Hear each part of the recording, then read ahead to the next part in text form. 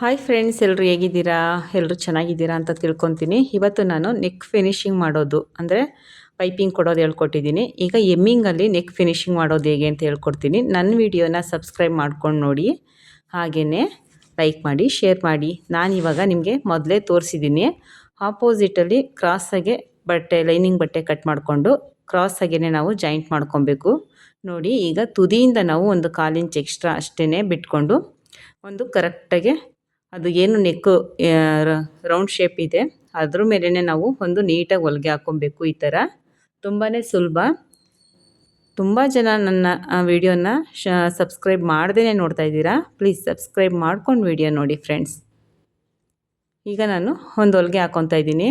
ಕ್ರಾಸಾಗಿ ಎಲ್ಲಿ ಬರುತ್ತೆ ಅಲ್ಲಿ ನೋಡಿಕೊಂಡು ಲೈನಿಂಗ್ ಬಟ್ಟೆ ಎಳಿಬಾರ್ದು, ಬ್ಲೌಸ್ ಬಟ್ಟೆನೂ ಅಷ್ಟೇ ಎಳಿಬಾರ್ದು. ನೀಟಾಗಿ ಅಲ್ಲಿ ಏನು ಫಿನಿಶಿಂಗ್ ನಾವು ಶೇಪ್ ಕೊಟ್ಟಿದ್ದೀವಿ ಅದ್ರ ಮೇಲೆ ಕರೆಕ್ಟಾಗಿ ಇಟ್ಕೊಂಡು ಹೊಲಿಗೆನ ಹಾಕ್ಕೋಬೇಕು. ಅದು ತುಂಬಾ ಇಂಪಾರ್ಟೆಂಟು. ಎಮ್ಮಿಂಗು ನೀಟಾಗೆ ಬರಬೇಕು ಅಂತ ಅಂದರೆ ನಾವೇನು ಶೇಪ್ ಕೊಟ್ಟಿರ್ತೀವಿ ನೆಕ್ಕುಗೆ ಅದು ಕರೆಕ್ಟಾಗಿ ಅದ್ರ ಮೇಲೇ ನಾವು ಬಟ್ಟೆ ಇಟ್ಕೊಂಡು ಹೊಲಿಗೆ ಹಾಕ್ಕೊಂಡೋಗ್ಬೇಕು. ನಾವು ಲೈನಿಂಗ್ ಬಟ್ಟೆನೂ ಅಷ್ಟೇ ಕ್ರಾಸಾಗೆ ಕಟ್ ಮಾಡ್ಕೊಂಡಿರಬೇಕು. ಈಗ ಕೊನೆಯಲ್ಲಿ ಈ ಥರ ನಾವೊಂದು ವೇಸ್ಟ್ ಬಂದಿರುತ್ತಲ್ಲ ಅದನ್ನು ಕಟ್ ಮಾಡ್ಕೊಂಬಿಡೋಣ. ಈಗ ನಾವೇನೇ ಎಕ್ಸ್ಟ್ರಾ ಇದ್ರೂ ಒಂದು ಸ್ವಲ್ಪ ಬಿಟ್ಕೊಂಡು ಬಾಕಿದೆಲ್ಲ ಒಂಚೂರು ಅಗಲ ಚಿಕ್ಕ ಆಗಿರುತ್ತಲ್ಲ ಅದನ್ನು ನೋಡಿಕೊಂಡು ಮತ್ತು ದಾರ ಎಲ್ಲ ಬಿಟ್ಕೊಂಡಿರುತ್ತೆ ಅದನ್ನೆಲ್ಲ ನಾವು ನೀಟಾಗಿ ಕಟ್ ಮಾಡ್ಕೊಬೇಕು. ಈ ಥರ ನೋಡಿ, ಅಲ್ಲಿ ಆ ಶೇಪ್ ನಾನು ಮೂಲೆ ಶೇಪ್ ಕೊಟ್ಟಿದ್ನಲ್ಲ ಅಲ್ಲಿ ಯಾವ ಥರ ಬಂದಿದೆ ಅಂತ ಅದೇ ಥರನೇ ಹೊಲಿಗೆ ಬರಬೇಕು.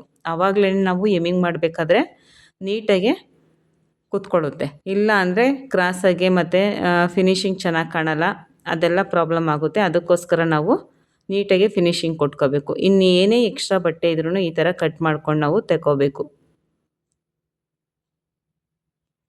ನೋಡಿ, ಈ ಥರ ಇದನ್ನು ನಾನು ಹಾಗೇ ನಿಮಗೆ ಗೊತ್ತಿರೋ ಹಾಗೇ ನಾನು ಉಗ್ರಲ್ಲೇ ಸುಮ್ಮನೆ ಹಿಂಗೆ ಅನ್ಕೋತೀನಿ. ನಾನು ಅಂದು ಕರೆಕ್ಟಾಗಿ ಕುತ್ಕೊಳ್ಳಿ ಅಂತ. ನೀವು ಬೇಕಿದ್ರೆ ಐರನ್ ಹಾಕೋಬೋದು.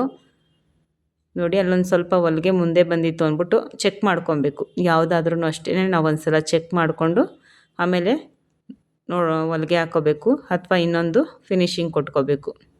ನಾನೀಗ ಕಟ್ ಮಾಡ್ಕೊಂಡಾದ್ಮೇಲೆ ಕೈನಲ್ಲಿ ಗೀಚ್ಕೊತಿರ್ಬೇಕಾದ್ರೇ ನನಗೆ ಗೊತ್ತಾಯಿತು ಸ್ವಲ್ಪ ಕ್ರಾಸ್ ಬಂದಿದೆ ಅಂತ. ಅದನ್ನು ನೋಡ್ಕೊಂಡು ನಾನು ಹೊಲಿಗೆ ಹಾಕ್ಕೊತಾ ಇದ್ದೀನಿ. ನೋಡಿ, ಈ ಥರ ಉಗ್ರಲ್ಲಿ ಈ ಥರ ಮಾಡಿಕೊಂಡ್ರೆ ಚೆನ್ನಾಗಿ ಕುತ್ಕೊಳ್ಳುತ್ತೆ. ನಿಮ್ಗೆ ಆಗಲ್ಲಪ್ಪ ಅಂದರೆ ಬೇಕಾದ್ರೆ ಒಂದು ಐರನ್ ಹಾಕ್ಕೊಬಿಡಿ. ಐರನ್ ಹಾಕ್ಕೊಂಡ್ರು ತುಂಬಾ ಪರ್ಫೆಕ್ಟಾಗಿ ಬರುತ್ತೆ. ಈಗ ನಾನು ಈ ಥರ ಕಟ್ ಮಾಡ್ಕೊತಾ ಇದ್ದೀನಿ. ಕ್ರಾಸಲ್ಲಿ ಶೇಪ್ ಕೊಟ್ಟಿದ್ದೀನಲ್ಲ ಮೂಲೆಯಲ್ಲಿ, ಇದು ರೌಂಡ್ ನೆಕ್ ಅಷ್ಟೇ, ಇನ್ನೇನು ಅಲ್ಲ. ಈ ಥರ ನಾನು ಕಟ್ ಮಾಡ್ಕೊತಾ ಇದ್ದೀನಿ ಸಣ್ಣದಾಗೆ. ಆ ಥರ ನಾವು ಸಣ್ಣದಾಗಿ ಕಟ್ ಮಾಡ್ಕೊಂಡಾಗ ಫಿನಿಶಿಂಗ್ ಅಂತೂ ತುಂಬಾ ಪರ್ಫೆಕ್ಟಾಗಿ ಬರುತ್ತೆ. ನೋಡಿ, ಇಲ್ಲಿ ನಾನು ಯಾವ ರೀತಿ ಮಾಡ್ತೀನಿ ಅದನ್ನು ಮಾತ್ರ ನಾನು ನಿಮ್ಗೆ ಹೇಳ್ಕೊಡ್ತೀನಿ.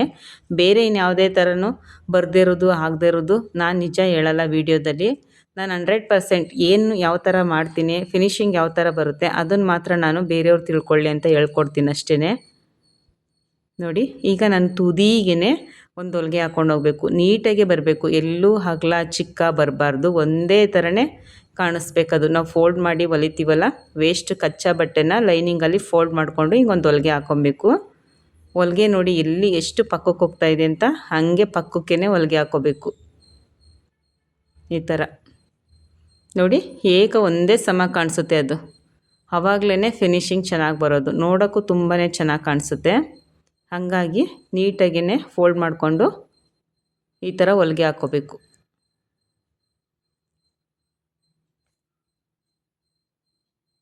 ಈಗ ಕಲಿತಾ ಇರುವಂಥವ್ರಿಗೆ ನಾನು ತೋರಿಸಿರುವಂಥ ರೀತಿಯಲ್ಲಿ ನೀವು ಹೊಲಿಗೆ ಹಾಕ್ಕೊಂಡು ಸ್ಟಿಚಿಂಗ್ ಮಾಡಿಕೊಂಡ್ರೆ ಎಮ್ಮಿಂಗ್ ಅಂತೂ ಪರ್ಫೆಕ್ಟಾಗಿ ಬರುತ್ತೆ. ನಾನು ಪ್ರತಿ ವಿಡಿಯೋದಲ್ಲಿ ಹೇಳ್ತೀನಿ, ನಿಮ್ಗೆ ಅರ್ಥ ಆಗಿಲ್ಲ ಅಂದರೆ ಒಂದು ಸಲ ಅಲ್ಲ 2 ಸಲ ವಿಡಿಯೋ ನೋಡಿ, ಅದು ಪರ್ಫೆಕ್ಟಾಗಿ ನಮ್ಗೆ ತಲೆಗೆ ಹೋಗುತ್ತೆ.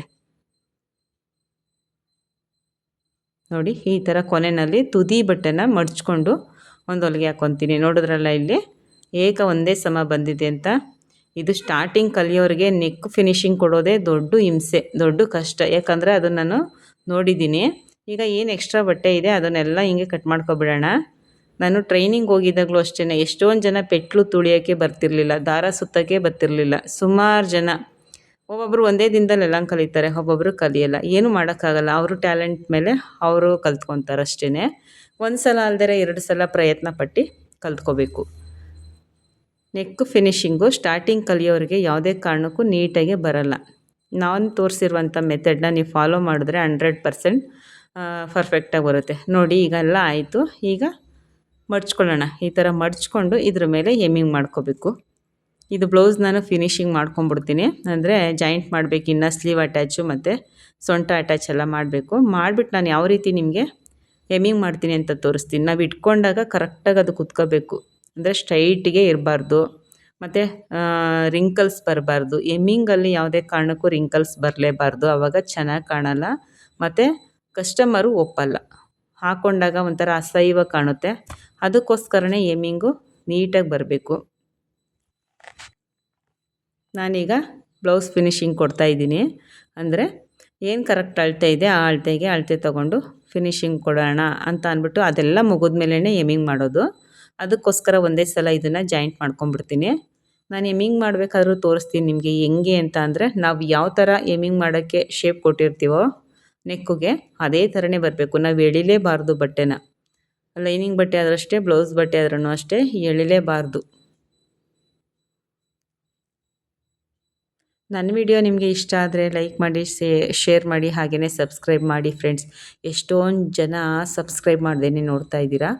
ಏನಾದರೂ ಅಕಸ್ಮಾತ್ ಮರ್ತೋಗಿದ್ದರೆ, ಸಬ್ಸ್ಕ್ರೈಬ್ ಮಾಡೋದು ಮರ್ತೋಗಿದ್ದರೆ ಸಬ್ಸ್ಕ್ರೈಬ್ ಮಾಡ್ಕೊಂಡು ನೋಡಿ. ಈಗ ನೋಡಿ ಯಾವ ಥರ ಫಿನಿಷಿಂಗ್ ಬಂತು ಅಂತ. ನೋಡಿದ್ರಲ್ಲ, ನೋಡೋಕ್ಕೇ ತುಂಬ ಚೆನ್ನಾಗಿ ಕಾಣಿಸುತ್ತೆ. ಈ ಥರನೇ ಬರಬೇಕು. ನಾವು ನೆಕ್ ಎಮ್ಮಿಂಗಿಗೆ ಫಿನಿಷಿಂಗ್ ಕೊಟ್ಟಾಗ ಈ ಥರನೇ ಬರಬೇಕದು. ಈಗ ನಾನು ಎಮ್ಮಿಂಗ್ ಮಾಡ್ಕೊತೀನಿ. ಎಮ್ಮಿಂಗ್ ಅಂತೂ ನಾನು ತೋರಿಸಿದ್ದೀನಲ್ಲ, ಆ ಥರ ಮಾಡಿಕೊಂಡ್ರೆ ತುಂಬಾ ಸುಲಭ. ನೋಡಿ ಈಗ ಫೋಲ್ಡ್ ಮಾಡಿಕೊಂಡು ಅಲ್ಲಿ ನಾವು ಟಾಕ್ ಹಾಕ್ಕೊಬೇಕು. ಒಂದು ಸಲ ಅಲ್ದೇ 2 ಸಲ ಟಾಕ್ ಹಾಕ್ಕೊಳ್ಳಿ. ನಾನು 2 ಎಳೆನಲ್ಲಿ ಎಮ್ಮಿಂಗ್ ಮಾಡ್ತಾಯಿದ್ದೀನಿ. ಒಬ್ಬೊಬ್ಬರು 1 ಎಳೆನಲ್ಲಿ ಮಾಡ್ತಾರೆ. 1 ಎಳೆನಲ್ಲಿ ಮಾಡಿದ್ರೆ ಬೇಗ ಕಿತ್ತೋಗುತ್ತೆ. ಅದಕ್ಕೋಸ್ಕರ ನಾನು 2 ಎಳೆನಲ್ಲಿ ಎಮ್ಮಿಂಗ್ ಮಾಡ್ತೀನಿ.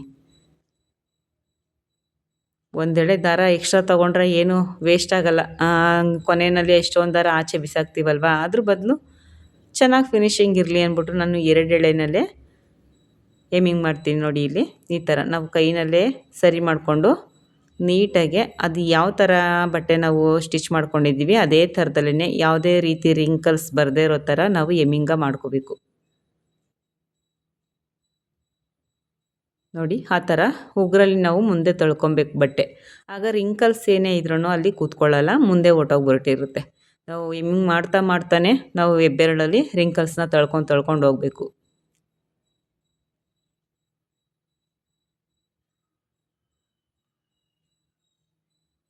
ನಾವು ಕಲಿಬೇಕಾದ್ರೆ ನೆಕ್ದೇ ಪ್ರಾಬ್ಲಮ್ ಇತ್ತು ನಮಗೂ. ಎಷ್ಟೊಂದು ಸಲ ಪ್ರಯತ್ನ ಪಟ್ಟಿದ್ದೀವಿ. ಯಾಕೆ ಬೇರೆ ಥರ ರೌಂಡ್ ಶೇಪ್ ಬರಲ್ಲ ಅಂತ ಸುಮಾರು ಪ್ರಯತ್ನ ಪಟ್ಟಿದ್ದೀವಿ. ಆದರೆ ನಮ್ಮ ಕಲಿಸುವಂಥವರು ನಮಗೆ ಹೇಳ್ಕೊಟ್ಟಿರೋದನ್ನ ನಾನು ನಿಮ್ಗೆ ಹೇಳ್ಕೊಡ್ತಾಯಿದ್ದೀನಿ. ಅಂದರೆ ಅವರು ಸ್ಟಾರ್ಟಿಂಗಲ್ಲೇ ಎಲ್ಲ ಹೇಳ್ಕೊಡಲ್ಲ. ಕಲಿತಾ ಸ್ವಲ್ಪ ಚೆನ್ನಾಗಿ ಕಲಿತಿದ್ದಾರೆ, ಆದರೂ ಇವ್ರಿಗೆ ಫಿನಿಷಿಂಗ್ ಬರಲ್ಲ ಅಂದಾಗ ಈ ಥರ ಐಡಿಯಾಗಳನ್ನ ಹೇಳ್ಕೊಡ್ತಾರೆ. ಯಾರು ಹೋದ ತಕ್ಷಣ ಹೇಳ್ಕೊಡಲ್ಲ ನಮಗೆ ಟೈಲರಿಂಗ್ ಪೂರ್ತಿ ಪರ್ಫೆಕ್ಟಾಗಿ ಕಲ್ತ್ಕೊಬಿಡಿ ನೀವು ಅಂತ ಯಾವುದೇ ಕಾರಣಕ್ಕೂ ಯಾರೂ ಹೇಳ್ಕೊಡಲ್ಲ. ಸ್ವಲ್ಪ ನಾವೇ ಕಲ್ತ್ಕೊಬೇಕು ಹಿಂಗೆ.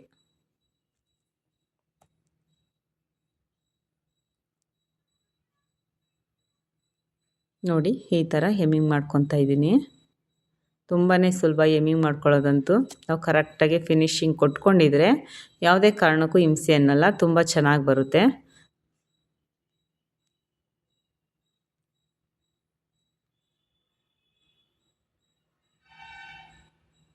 ಅಂಗಡಿಗಳಲ್ಲಿ ದೊಡ್ಡ ಟೈಲರ್ ಅಂಗಡಿಗಳಲ್ಲಿ, ಬೋಟಿಕ್ಗಳಲ್ಲಿ ಸ್ವಲ್ಪ ಜನಕ್ಕೆ ಎಮ್ಮಿಂಗಿಗೆ ಕೊಡ್ತಾರೆ, ಉಗ್ಸಾಕಕ್ಕೆ ಕೊಡ್ತಾರೆ.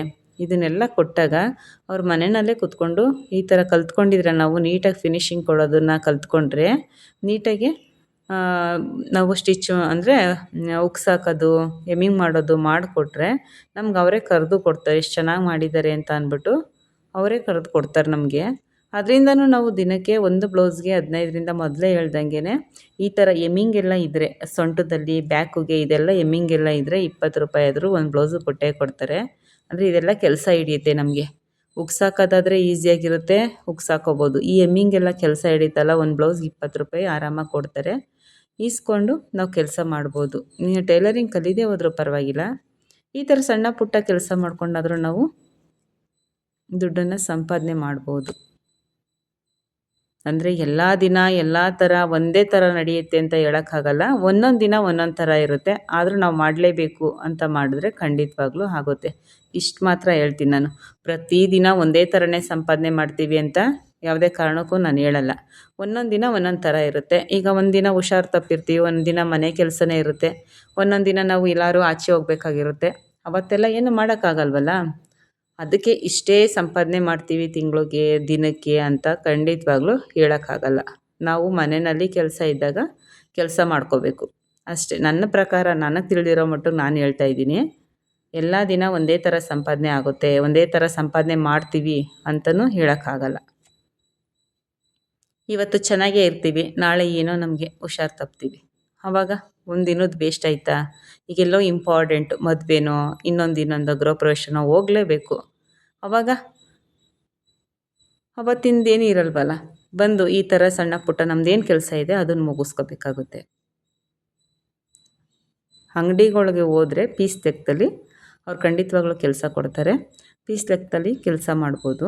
ನಾವು ಮನೆಯಲ್ಲಿ ಹೊಲಿಯೋರಿಗೆ ನಾನು ಹೇಳ್ತಿರೋದು, ಬೇರೆಯವ್ರಿಗೆಲ್ಲ ಬೋಟಿಕ್ ನಡೆಸೋರಿಗೆ ಇವ್ರಿಗೆಲ್ಲ ಅವರಂದರೆ ಆಳುಗಳ್ನ ಇಟ್ಕೊಂಡಿರ್ತಾರೆ, ಸ್ಟಿಚಿಂಗ್ ಮಾಡಿಸ್ತಾರೆ. ಕಟ್ಟಿಂಗ್ ಬರದೇ ಹೋದ್ರೂ ಸ್ಟಿಚಿಂಗ್ ಮಾಡಿಸ್ತಾರೆ, ಕಟ್ಟಿಂಗ್ ಮಾಡಿಸ್ತಾರೆ. ಒಬ್ಬರನ್ನ ಇಟ್ಕೊಂಡಿರ್ತಾರೆ ಅದಕ್ಕೆ ಅಂತ. ನಾವು ಮನೆಯಲ್ಲಿ ಹೊಲಿಯೋರಿಗೆ ನಾನು ಹೇಳ್ತಾ ಇರೋದು.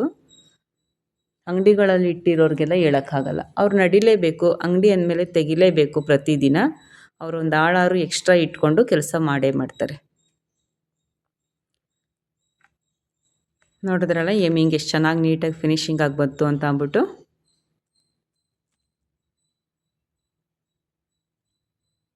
ನೋಡಿ, ಮಧ್ಯೆ ನಾವು ಒಂದೊಂದು ಟಾಕ್ ಹಾಕೋಬೇಕು, ಗಂಟು ಹಾಕ್ಕೊಬೇಕು.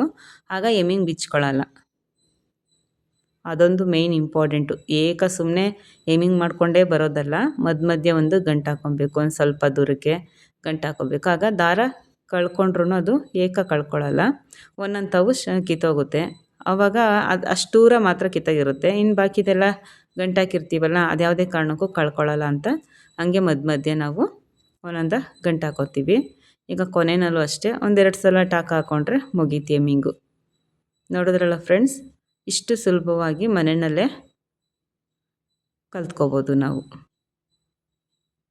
ನೋಡಿದ್ರಲ್ಲ ಫಿನಿಶಿಂಗ್ ಯಾವ ಥರ ಬಂದಿದೆ ಅಂತ. ಎಲ್ಲೂ ಯಾವುದೇ ಕಾರಣಕ್ಕೂ ರಿಂಕಲ್ಸ್ ಬರೋಲ್ಲ. ಒಂದು ಐರನ್ ಹಾಕಿದ್ರೆ ತುಂಬಾ ಚೆನ್ನಾಗಿ ಬರುತ್ತೆ. ಮುಗೀತು neck finishing. Thank you for watching.